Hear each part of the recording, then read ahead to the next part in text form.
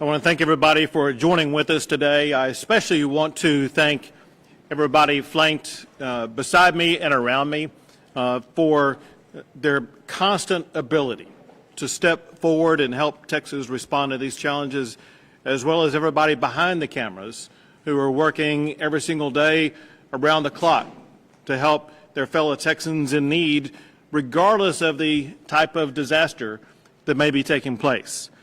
Well, as we continue to respond to the COVID-19 pandemic, we are fully prepared to respond to the oncoming hurricanes of Marco and Laura. We had a robust meeting just moments ago to get up to speed on exactly where we are, what has been done, what may need to be done. And in addition to that, I had the opportunity yesterday to visit with several of the county judges along the coast that could be most heavily impacted by this. Let me start out by saying that because of these ongoing or oncoming hurricanes, I am declaring a state disaster for 23 Texas counties. These counties include all 22 coastal surge counties as designated by the National Weather Service. In addition to that, it also includes Bexar County, which is included for staging and sheltering. In addition to the state disaster that I'm declaring, I'm also declaring and requesting that the President declare a federal emergency for these 23 counties. This will help the state meet critical emergency protection requirements, including evacuation and sheltering. If you'll bear with me, I'm going to run through the counties that are included in the 23 counties in alphabetical order: Aransas, Bexar, Brazoria, Calhoun, Cameron, Chambers, Galveston, Hardin, Harris, Jackson, Jasper, Jefferson, Kennedy, Kleberg, Liberty, Matagorda, Newton, Nueces, Orange, Refugio, San Patricio, Victoria, and Willacy. Obviously, as the storms progress, there may be additional needs to expand the counties that would be subject to the disaster declaration. In visiting with the team behind me earlier, I want to report the following that shows how Texas is prepared to meet these oncoming storms. For the Texas Military Division, which includes the National Guard, they are rostering 860 personnel, helicopters, C-130s, high-profile vehicles, sheltering teams, disinfection teams, as well as mobile testing squads, remembering this key point. And that is, as we are working to perhaps relocate temporarily some people that need to go to shelters, we must be very mindful of the ongoing need to protect against the spread of COVID-19. The Texas Military Division has done a great job all along that they will continue to do during the course of these oncoming storms to make sure that they are capable of providing testing for COVID-19 as well as disinfection as needed, as well as assisting the process of making sure that people will be able to shelter in ways that include distancing practices so as to mitigate the spread of COVID-19. In addition to that, I want to run through some of the action that either has been taken or will be taken. And that is the Texas Division of Emergency Management has activated the Alamo Regional Command Center and has ordered 100 buses to arrive at that center today. The Texas Division of Emergency Management has also activated the state contract for fuel and hygiene services, knowing how much this is needed, especially in times of hurricanes, having seen exactly how this was needed in response to Hurricane Harvey. The Texas Division of Emergency Management, Mass Care, is working with VOADS regarding shelter capacity, feeding, and other support operations with the capacity to shelter at least 5,000 evacuees, which has already been identified. They are also packaging shelter sanitation kits for deployment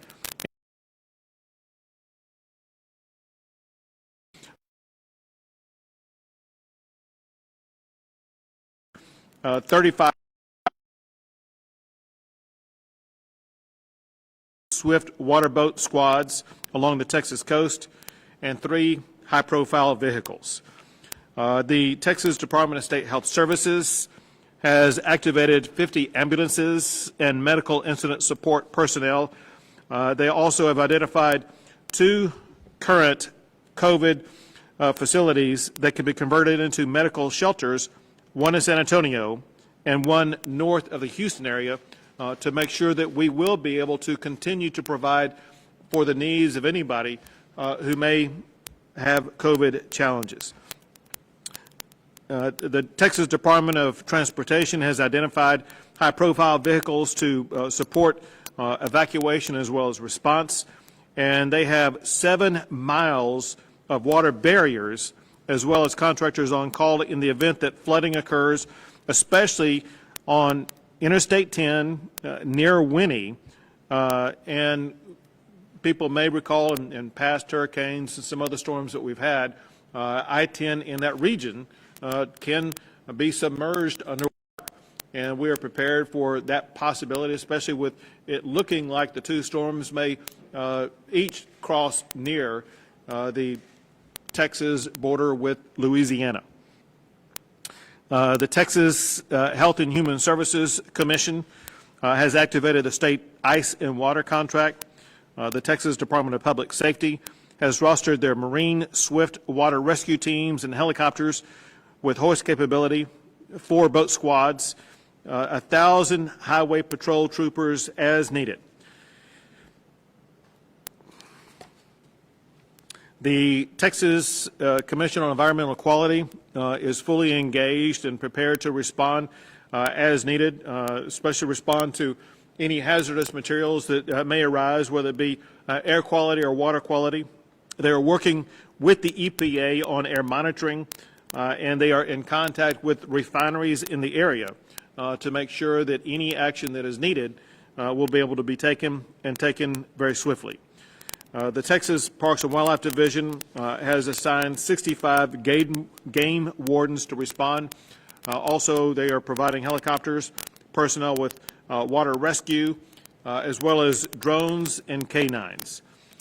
Texas Task Force 1 and Texas Task Force 2 are both fully engaged. They will deploy 150 personnel tomorrow. That will include swift water rescue teams, helicopter evacuation teams. In addition to all of that, the Texas Forest Service is fully engaged, prepared to respond as needed. And then lastly, I will say that I had the opportunity before this to speak to both the regional director for FEMA as well as the head of FEMA in Washington, D.C., Pete Gaynor, both of whom have committed to work collaboratively with Texas to make sure that we have everything that we need to respond to these ongoing or oncoming hurricanes. Lastly, let me say this, and that is it's incredibly important for everybody who could be in the pathway of these storms to constantly heed local warnings about what may be happening in your community, understanding that this is very swift moving and there could be rising water happening very quickly. And be in the informed about what. Do not drive into high water. Turn around. Don't drown. We lose so many lives of people who drive into water. We do not need that to be taking place. And so heed local warnings.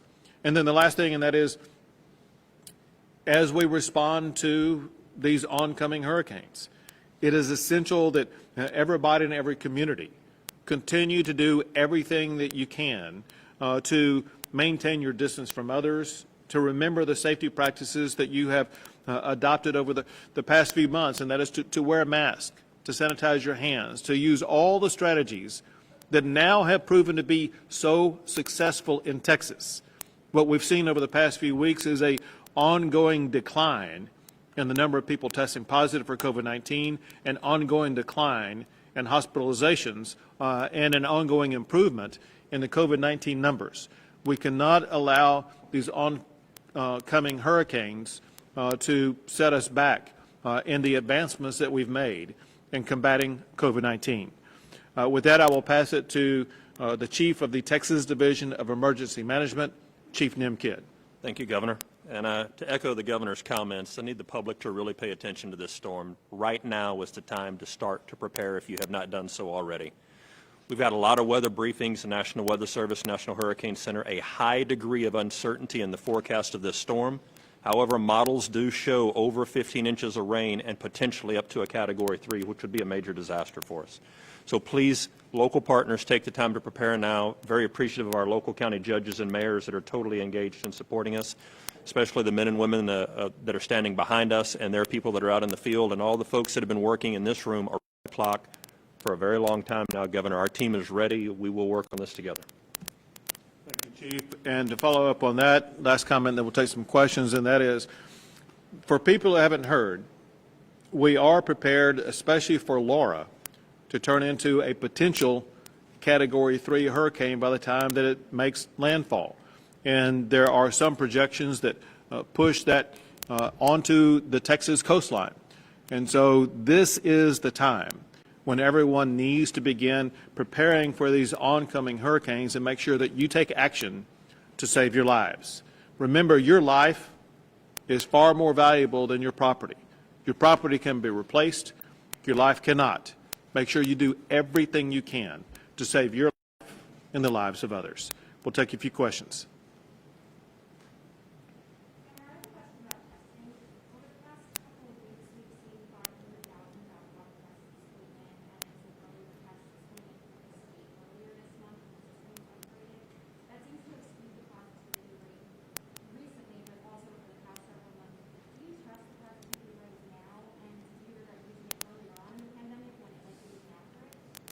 With regard to the testing information that has come into the Texas Department of State Health Services, there was a backlog for two primary reasons. One, there was a limitation in the number of test results they could process. That limitation has now been fixed, and there is no more backlog because of the limitation in being able to import into the system the number of test results. There may still be some lingering challenges with some of the private labs and their ability to give us immediate, updated test results. We are continuing to work with those private labs for a quicker turnaround. So all that said, the data that we have now is far more accurate than what we had last month and maybe even a couple of weeks ago. That data should be very close to being perfectly accurate in the coming weeks and coming months. Hence, we're now to a point where we have a far more reliable positivity rate, as well as a far more accurate number of people testing positive. All that said, one very important fact for people to remember is that first, anybody who has tested positive, they would have been provided that information immediately by the healthcare provider. Second, a very important fact for people to follow as we continue to respond to COVID-19 is the number of people hospitalized who were tested positive for COVID-19. That data is very accurate and very current. And one thing that we have seen across the entire state is a reduction in the number of people hospitalized because of COVID-19. That is the most positive sign that we could see.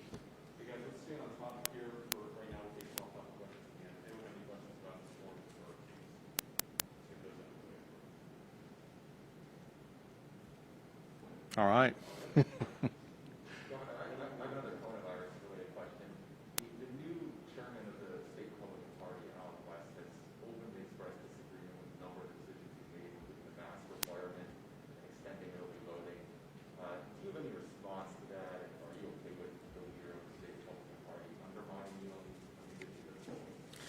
So as I have worked my way through the COVID response, it's important that we base our decisions upon data as well as the advice of doctors. Every decision that I've made has been a decision that is in the best interest of the health and safety of the people of the state of Texas, as well as trying to do that, maintaining businesses being as open as possible. As we have seen as a result of decisions that I've implemented, including the requiring that people wear masks, including the requirement that establishments like bars be closed, both of those recommendations were based upon the consensus of the entire medical community. And the proof is in the pudding, because the proof is that in the aftermath of those requirements on my part, we have seen a reduction in the number of people testing positive, a reduction in hospitalizations, and an improvement in the state of Texas and its response to COVID-19. Texas is far better positioned today in its response to COVID-19 than it was at the time that I put those executive orders in place. And Texas will continue to improve because of people being very diligent and making sure that they reduce the spread of COVID-19 by wearing a mask, by distancing themselves from others. And that in turn will allow us to proceed down the pathway of being able to open up more businesses as well as open up our schools. One more question here and then one more. Governor, I know your team met with the attorney that walked from Fort Hood here to talk to you. Do you have any plans to speak to him yourself? I don't know what the current status of that is. I know that when he arrived here, I actually was in Fort Worth and that I've been engaged in some other activities. And so it's my understanding that he's had the opportunity to visit with key leaders in the governor's office.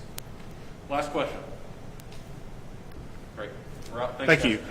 If I could add one thing, just so you'll know, one reason why we're departing is I'm going immediately to talk to all of the county judges of these counties that are in this disaster declaration so that we can personally and immediately connect with them and make sure they have all of their needs met.